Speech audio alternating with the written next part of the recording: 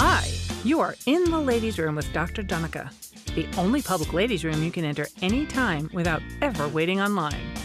I'm your host, Dr. Donica Moore. We'll be having real conversations with real women about really intimate issues. They may be embarrassing, sad, or funny, but they will always be interesting and informative. You know, like the best conversations you've had in ladies' rooms with your best friends, or total strangers and a physician. Please join us. Hello, everyone, and welcome to another episode of In the Ladies' Room with Dr. Donica. Today, I have a fabulous guest. Rachelle Saintfort is a gifted singer. Maybe I can even get her to sing for us.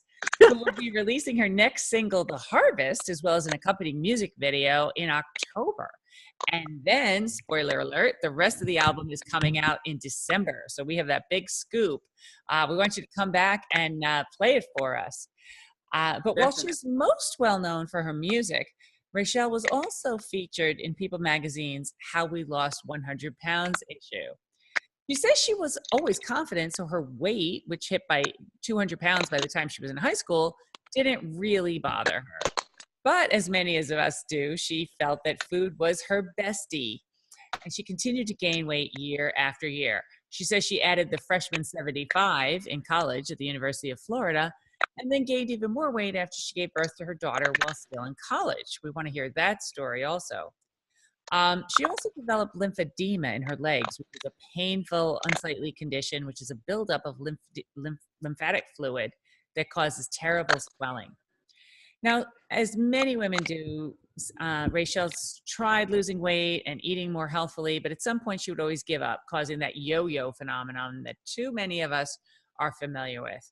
But she finally had that aha moment in January of 2017 when her daughter, who was then 10 years old, got in the car and said that one of her classmates had called her mother fat.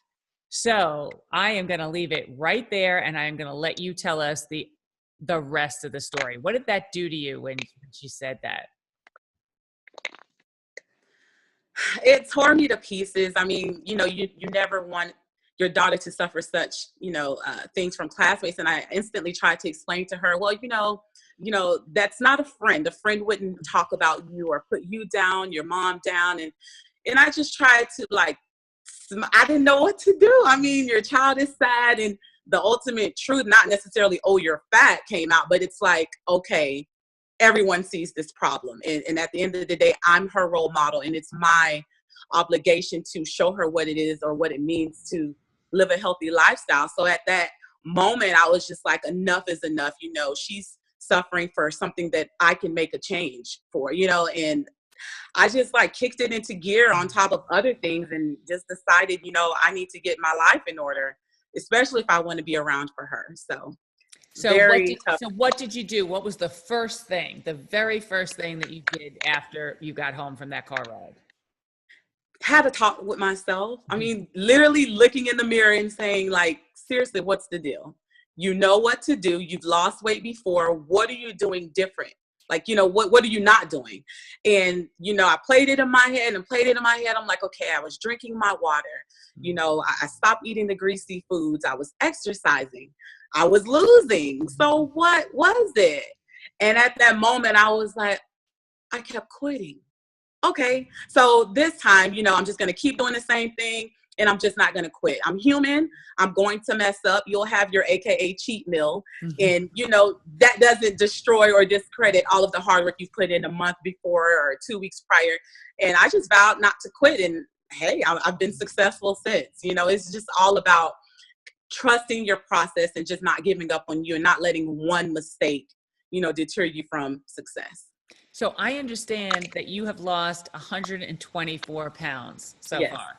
Yes. So you have lost a person. Pretty much, yeah.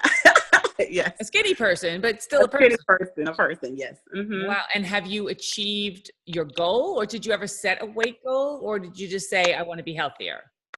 My initial goal was the 100 pounds. But of course, or at least with me, I try not to become complacent or comfortable. And it's so easy once you hit a goal to say, oh, I'm done. So I tried to keep going. And then when I got that call from People Magazine, I was just like, oh my God, what would be more cool than to lose another 10 pounds, So my final goal is to hit 160. Mhm. And that would be a total of like 131. So I'm about 7 pounds away. And yeah, so I always wanted to do the 100, but my final goal was the additional 20 pounds. So okay, so we have 7 pounds to go. I will do it with you. Please do. I will do it with you. So what are the fine-tuning things that have to happen for that 7 pounds? What's your routine now? I've incorporated more jogging. So now I currently jog about 30 to 45 minutes straight. Wow. Because it's like your body becomes, it plateaus, you know, when you're doing the same regimen, and just increasing my water. Cause you know, the more water you lose, I try to do the formula, and I'm losing track. I'm trying to remember it, but you know, to figure out your water intake. Mm-hmm. So I started off with like 8 bottles of water, and according to my weight, I should be doing about 5 to 6 bottles. So I upped it up to about 8 gallons, or not 8 bottles again, you know, to make me go to the restroom, you know, to eliminate the toxins and stuff like that.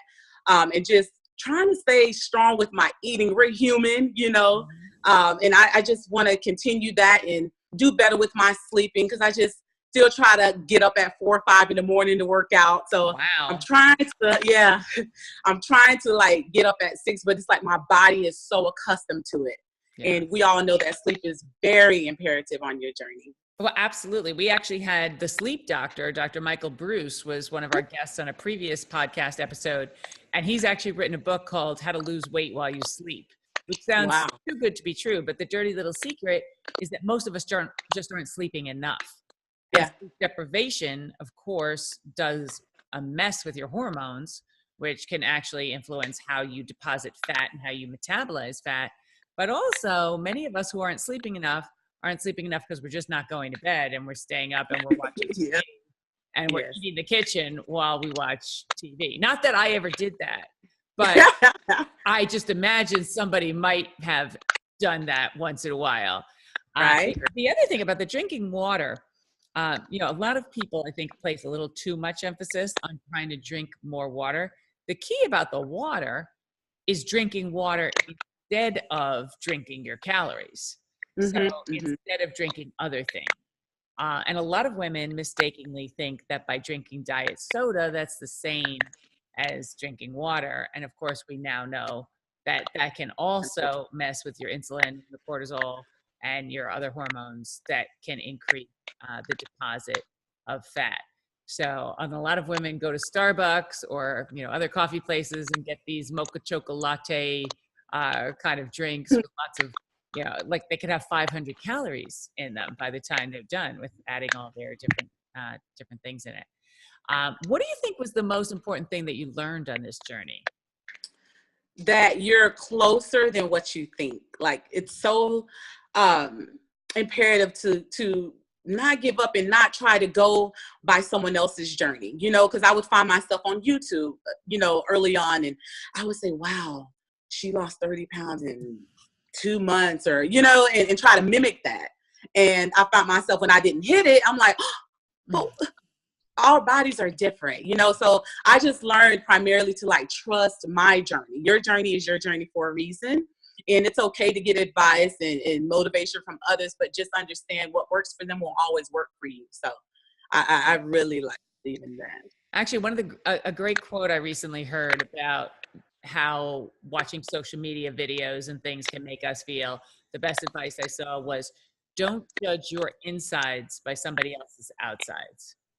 And I think that was very good. We actually had Dolores Catania from the Real Housewives of New Jersey as one of our previous guests also. And she was talking about her weight loss journey, where she had said she had just let herself go and she needed to lose about 25 pounds.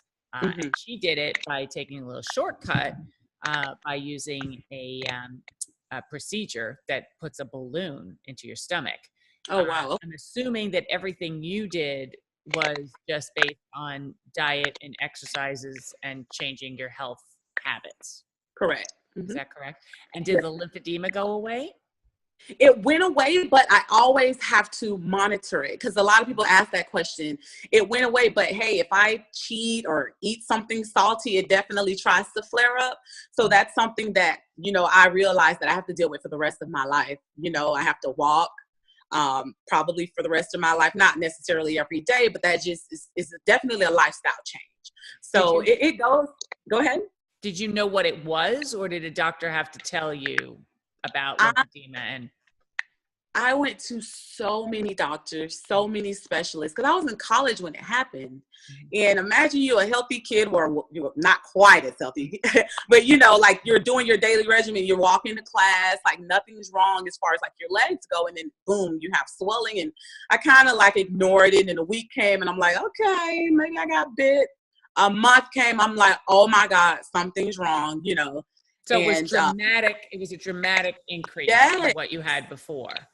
Yes, because like, you will wear your sandals or something to class. And I'm like, why is it like not fitting? Like when I started noticing I couldn't wear my normal shoes, my daily shoes, something was wrong. And I literally had to start wearing boots. It was like 90 degrees and I'm in boots because I started to have to wear something where I can control the lacing. And boots were like the most, they're wide and I was just like, this is not happening. So I started going to doctors and getting the vein testing, all of that stuff. And I even got my heart checked because, that's what they tried to say, something probably cardiovascular, and everything was coming out okay. And then they started prescribing the diuretics. And I hated that because, you're in the middle of the store. You have to go to the restroom repeatedly. Well, and this podcast is called In the Ladies' Room. So we're always talking about things related to running to the ladies' room. Running to the ladies' room, yeah. And they gave me the stockings, which took like 2 people, felt like, to pull them up. They were so tight, the compression stockings. And that's when it just started coming out like, hey, I think you have lymphedema, or, oh my God, I think it's lymphedema, or it is lymphedema. So all of them started, especially when they started reading my history, like, wow, you've been seeing this doctor, and it was eliminating all of the other issues that it could have been. And yeah, it became, it was or is lymphedema. And was it painful? I had one event where it started affecting my sciatic nerves, and it was to the point I couldn't walk. I literally crawled up the steps and was like, what is going on? And for 3 days, I just stayed home because I couldn't move, like my feet. It burned, it hurt so bad. And that was the only time, thank God, that it happened. But it's the pressure that's painful. It's times where you feel like there's like like a brick on your feet. So that's when it becomes like a little irritating, painful. But on a daily basis, I wouldn't say it's painful. It's just the pressure. You just feel like it's about to burst, per se. That sounds painful. And was this before you were pregnant, or did this happen during or after your pregnancy? Yeah, it was before I was pregnant, because that's what the rumors were. Oh my God, you're just pregnant. I'm like, no, I kind of think I would know.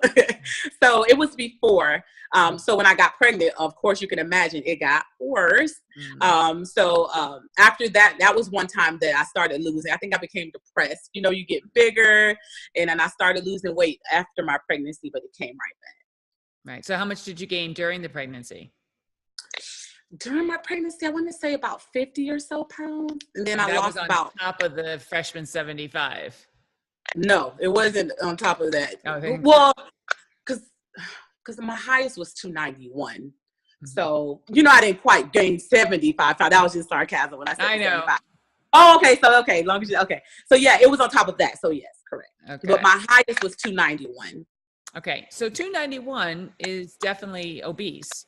And lymphedema is definitely a complication of that. Did you have other complications like high blood pressure or any other medical complications? I didn't run into high blood pressure. I just had a scare. A friend of mine was murdered. And it was so, yeah. And that's when I got not diagnosed. I had high blood pressure at that point, just like an event of it. Like, I had headaches that day, and it just was continuous. And my brother was like, let me just take your blood pressure. I'm like, why? I don't have issues with blood pressure. And it was like at 200 or so. Wow. And I rushed. Yeah, because he was like, oh my God, you can have a stroke. And I'm like, what do you mean? So I went to the hospital. They brought it down, and they just made me like monitor it for like 2 weeks. And then, I was just like, oh my God, I can't get on medication. So, that was another reason added on, like I did not want medication. So yeah, that was the only scare that I really had, but I didn't have any type of like diabetes or anything like that. No. Well, you're very lucky. And what about in your pregnancy? Did you have any complications of pregnancy as a result of your weight? Yes, I was high risk. I believe it's called gestational diabetes or so at the end. Yeah, that went away. Mm-hmm. So gestational diabetes, just for everybody who's listening, is just diabetes of pregnancy. Yeah. And when your daughter was born, was she overweight at birth, or did she No, have she any was health? 6. Okay, No, go ahead. so she had no health. She was born on time, and she had no problems at birth. Mm-hmm. I was induced, but it was like towards the end. I lasted the whole pregnancy, and she was fine. Mm-hmm. And you 6 were pounds. induced for what reason? I believe the gestational, I guess. I don't really even recall. But it was only like a week or so from my due date. Okay. So, Okay, mm-hmm. great. And how is Mm-hmm. she doing now? She's like so excited, with the whole TV thing, that happened at the end of summer. So, or beginning of summer. So she didn't see her friends. Like they're calling her, those who have her number, but she's just excited. Like I was telling them, we had went to a resort and she was just like, Mom, can you play Marco Polo? And that's when you chase them in the water. Right. And I'm like, sure, no problem. And I'm chasing her in the water. And I'm like, literally, this feels like 30 minutes. It's like death. Like, what is going on? I know I tapped you 10 times. Like, you're cheating. And at that moment, I was just like, oh, my God. I was like, Kirsten, can you get my phone? And when I looked at the time, I was like, oh, my gosh, it's like literally 20, 30 minutes. Seriously, it really had passed that much. And I was like, oh, my God, I've been chasing her around for 30 minutes. It hit me like, wow, like I'm playing with her. That's things I could never do. I was always that parent on the sideline watching other parents play with their kids and was too embarrassed to get in bathing suits around others. And that was a moment for me. So it's just seeing her light up, when I can do things with her that I wasn't normally doing with her. So yeah, she's doing great. That's awesome. Now, I did see the picture of you in your bathing suit in the People magazine article. So you've got to be very proud of that bathing suit and that photo. That was very impressive. But did you see any changes in your daughter's eating habits and behaviors when you started taking better control of your health? Definitely. I mean, like I noticed she would choose water first. Now, like she's big on water now and just not overeating. I think what she learned, because that was always my problem, overeating. I think if we just eliminated our portion size, we could lose weight, and I noticed that, like I tried to teach her, hey, Kirsten, I'm sure you're probably about full now. And I just noticed I don't really have to say that to her anymore and not letting her she's not depriving herself. Of course, as a kid, you should be able to eat, but not eating in like gluttony, like, don't overeat. Mm-hmm. So I see that she's saving some of her food. Like, Mom, I think I'm done now. Or, she started eating veggies. She said something she would never do. Oh. And I was so shocked when she ordered, I think I'll do broccoli today. What? So definitely. And she tells me how she talks to her friends about losing weight, not like at them, but just like, my mom lost weight. So she's very proud, very happy. I do notice small changes with her, which is very good. And I'm just happy that I was able to set a goal and show her that you can reach it. And, I think that's the biggest thing you taught her was the value of determination and goal setting and really sticking to it on a day in and day out basis. So she's how old now? She's 11. Okay. And is she athletic?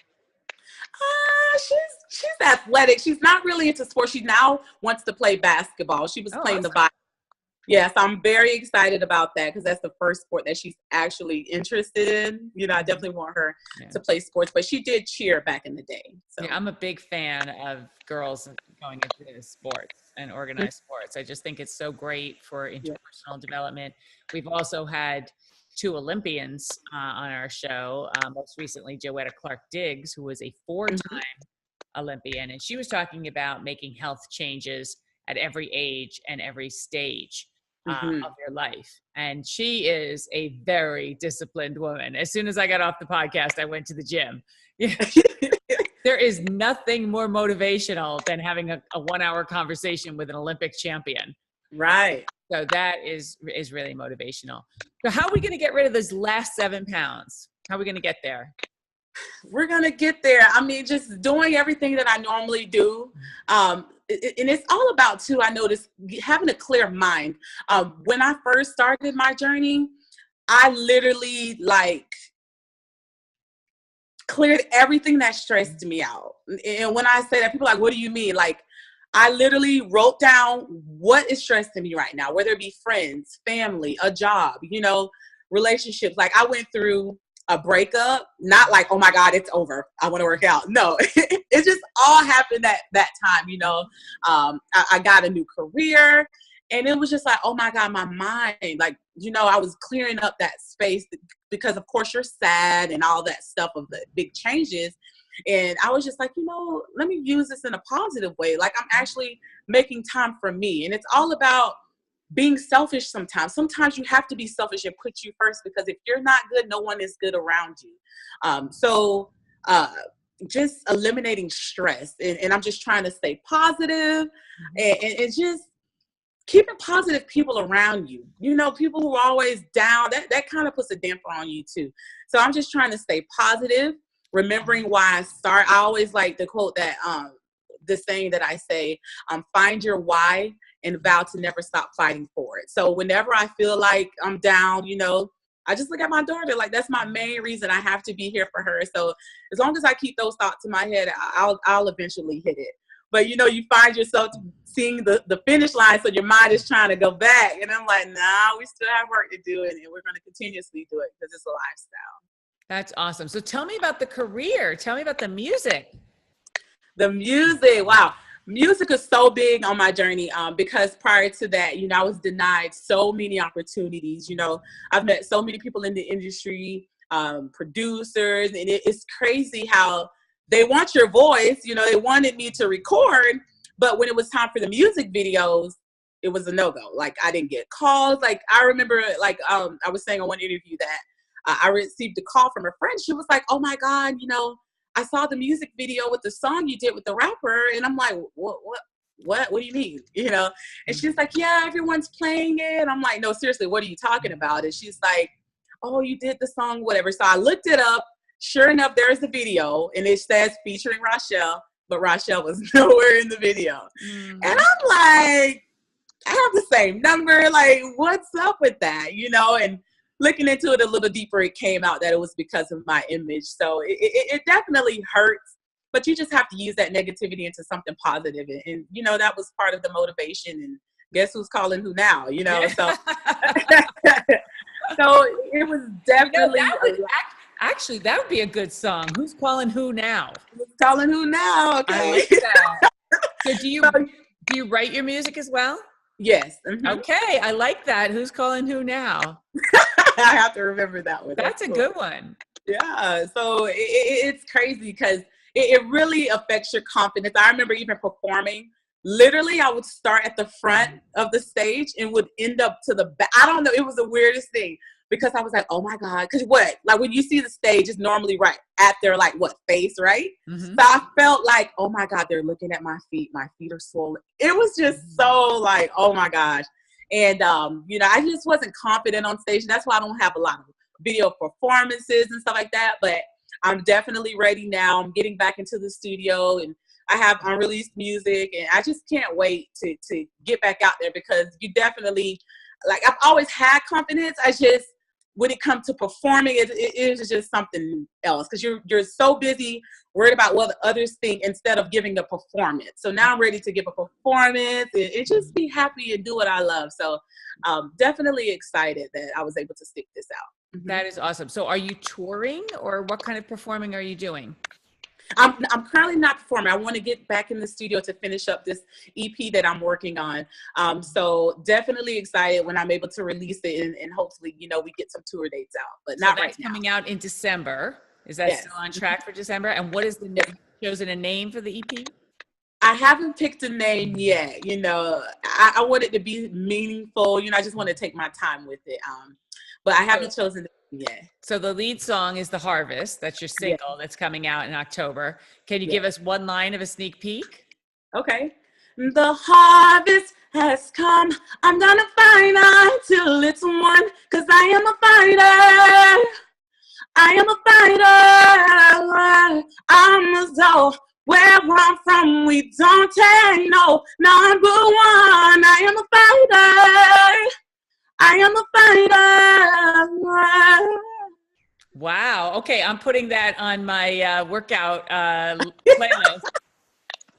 I need that. I have all of my songs are on my workout playlist are fight songs. Really good. Fight songs. Roar. Right, I am right. a woman. Good All fight. of those things. I actually, I am not a singer. I do really well in the shower, but I had a breakup when I was in medical school, and a friend of mine and I wrote a great song. I'm surprised it didn't become a hit. It was a great song called "Since You've Been Gone, I Stopped Shaving My Legs." What? Can you sing a little bit of No. it? Mostly because I don't remember the words, but I remember the Really? title. I'm really good at coming up with titles for songs. So this is so exciting. I'm so happy for you, and I'm so happy that you joined us in the ladies' room. I have to ask you some embarrassing questions now, though, because in the ladies' room, we have certain questions that I always ask. The first is, what is your most unique, memorable, or interesting thing that ever happened to you in a public ladies' room? Interesting thing? Or memorable, or, you know.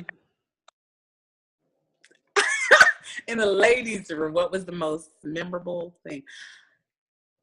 Okay, being that you lose weight, right? And you're in the restroom, you're looking down. I don't know. It's embarrassing. No, this is good. We love embarrassing.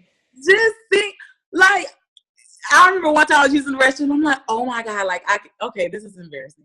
I can actually see, because you have all that stomach just hanging, I don't know. You mean so it was the first time you could see the lady parts? Yeah, like, you don't pay attention to that. You shower, get out, whatever. It was like one day I was just looking, I was like, holy crap. So, okay, next question, please. No, that was a good one. That was a really good one. We haven't had anybody tell us that yet. Have you noticed? I know one thing I always wondered about with people who lose 100 pounds or more, what has happened to your skin? Do you have a lot of sagging skin? And how has that been for you? I would say, like, when I was bigger, I was more toned with it. Like, if you put 291 on somebody else, it probably would have been, a lot of skin everywhere. So I don't have a lot of skin. The area I would say that I do see some skin as, like, sometimes it's like, oh, is my stomach area. Mm-hmm. But I mean, hey, I'd rather have the hanging skin than the big skin hanging. You know what I'm saying? Because I would probably say that's the number one question that I get. Or, oh, I'm afraid to work out because I don't want to have loose skin. I'm like, sweetie, you're going to have to pick which is worse. Like, I mean, I don't know. I wouldn't let that stop me. I mean, think about all of the other things that are coming along with that, the high blood pressure. Like, you can't let skin stop you, from being a better version of you. So, yeah, I would say I have some skin in my stomach area, but my arms aren't as bad, especially. Make a muscle for me. Do a little muscle. Let me see. Let me see. Oh, my. Hello. Okay. So I definitely want to, like, do some muscle, some weight training. And, that, of course, helps tone. So I always advise them while you do the cardio to do some weight training. And I didn't do a lot of weight training. I kind of wish I did, because you would have got, a 2-for-1 pretty much, But if you want to avoid the loose skin, definitely do some weight training. You can still start. And that's how you could approach your next 7 pounds. There's lots of advantages to weight training, one of which is that when you're building muscle, you're actually burning more calories throughout the day. So I've heard that's very helpful. And how tall are you? 5'6". Okay. And is obesity a problem in your family, your parents, your siblings? Nope. I was always the biggest one. Nope. Not even, because I even called my dad, like, listen, you have, because, they're in Haiti, or they're from Haiti. So a lot of my family I haven't seen, I'm like, please dissect our family tree. Like, somebody has to be big. And it was like, I don't know. Because my mom is only, I believe, like 140. My sister's like 135. My brother, he's like 160. Like, I was like the only one. I don't know. It's the weirdest thing. So what do you think triggered that? When do you think it started? Or was that just always part of who you were? I would say just overeating. Like, that, it was just like, I don't know why I did it. I just remember eating. And when you eat and you look at someone else to see if they're going to eat the rest, I don't know why I did that. But, I was raised with no father, because he was stuck in Haiti. Something about his paperwork got messed up. And after I was born, he went to Haiti and was stuck there. And the only way you can come back is if someone marries you, and brings you in, or if your child signs or applies for you for like a visa for you to come back. And I had to wait until I was 21 years old. So that took a toll on me, seeing my mom, Wow. you know, raise us as a single mother, working 2-3 jobs and not having money. So it's like you have to find something that makes you happy, you know, and that's what I did, eat, because, you know, she didn't like us playing outside, you know, the neighborhoods and stuff like that growing up. So it's like you just eat all day. And I don't know why, but it just stuck with me. Just eating, going to college, eating. It's so crazy. I'm just so happy that I missed the punchline with the story with your father. Were you finally able to apply for him to get a visa to come when you were 21? Yes. So that worked out. Yes, it did. Oh, And he's wow. now, yep. But yeah, talking to him is everyone's small. And I recently visited Haiti in March. No, it's in March. And I met my sister for the first time on his side, his daughter. And she's as petite as can be. All of our brothers are small. I don't know what it is. It was just me. So I think it was just eating all the time, and it's just stayed with me. All right. Well, now you have a new attitude, which is another song on my yeah, I could quote the titles of all the songs, and I know like 10% of the word. It's funny when you asked me to sing a line of my Shaving My Legs song. I once did a presentation on menopause with Patti LaBelle. Oh, wow. I found out that it was her birthday. So I organized everybody to sing her version of Happy Birthday when she walked in the room, and she loved it, and it was great. And so I said, okay, I said to her, okay, now why don't you sing for them? Because they were all nice enough to sing. And we're on stage, you know, with the microphones, and she is hysterical. She looks at me and she says, well, what would you like me to sing? And of course, you know, your mind blanks and you can't think of like any songs that the person does. So all I could think of was Voulez-vous coucher avec moi, which, you know, that wasn't going to work. And and then the only other song I could think of is actually my favorite song is Somewhere Over the Rainbow. So I said, I'm just sing, you know, one verse of Somewhere Over the Rainbow. And she just looks at me and she goes, okay, you start. Oh, no way. So I did. And thank God it's like one of the only songs I know all the words to. Right. Wow. I used to actually sing that to my daughter as a lullaby. So that's my whole big claim to fame. And as soon as she heard me singing, she just jumped right in. Yeah. Good. She's like, okay, girl, you need some help. But that's my big claim to fame. I got to sing with Patti LaBelle. Well, that's a beautiful. Wow. That was a great day for me. So anyway, what else do you want our listeners to know about your journey and your music? It's ongoing. It's forever. You know, I plan on, you know, getting a record deal. That's always been my dream, to get a recording contract. And, you know, I just want to release music to the world and just stay on top of my weight loss journey. I mean, like we all know, it's a lifestyle and it'll creep up just as quick as it left. Absolutely. So just want to advise them to just keep fighting. I mean, so many people are like, oh, I'm 40 pounds down and I just can't. But I'm like, you're 40 pounds down though. Like, don't give that up, you know. That's awesome. Just keep going. You're worth it. You know, they just have to realize that they're worth fighting for. And that's another song that's on my playlist. Bitch, I'm worth it.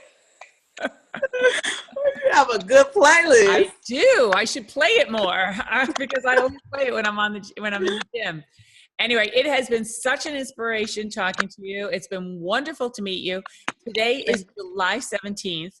I want you to check back with me on August 17th. I want you to at least email me or call me and let me know if you made it to your goal. I'm betting that in 1 month, you will be at your goal.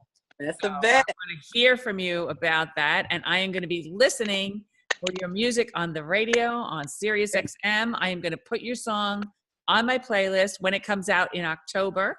And then in December, I'm going to look forward to hearing the rest of the album. So where can people find you? What is your website? All right, you can go to my website, www.rachelsaintfort.com. And again, Rachel is spelled Rachel. Last name is Saintfort. So rachelsaintfort.com has all of my Instagrams. My fitness Instagram is Ms.100 pounds, Ms.100 LBS. So definitely look forward to the new followers, and we can definitely do it. We can do it together. So Absolutely. Anyway, thank you so much for joining us in the ladies' room. Anybody has any questions, they can send them to me at askdrdonica@gmail.com. And if they are about your very specific secrets, I will forward them on to you. And then, of course, we take questions on Twitter and Facebook and Instagram and the whole works at Dr. Donica. Thank you so much. It has been such a pleasure talking to you, and I'm going to the gym right now. Thank you so much. It was such a pleasure. I appreciate it. Thank you. Take care. Bye-bye. Thank you. That's all we have time for today. But let's keep the conversation going on Twitter or Facebook at Dr. Donica. And please join us next week for another episode of In the Ladies' Room with Dr. Donica. Real conversations with real women about really intimate topics.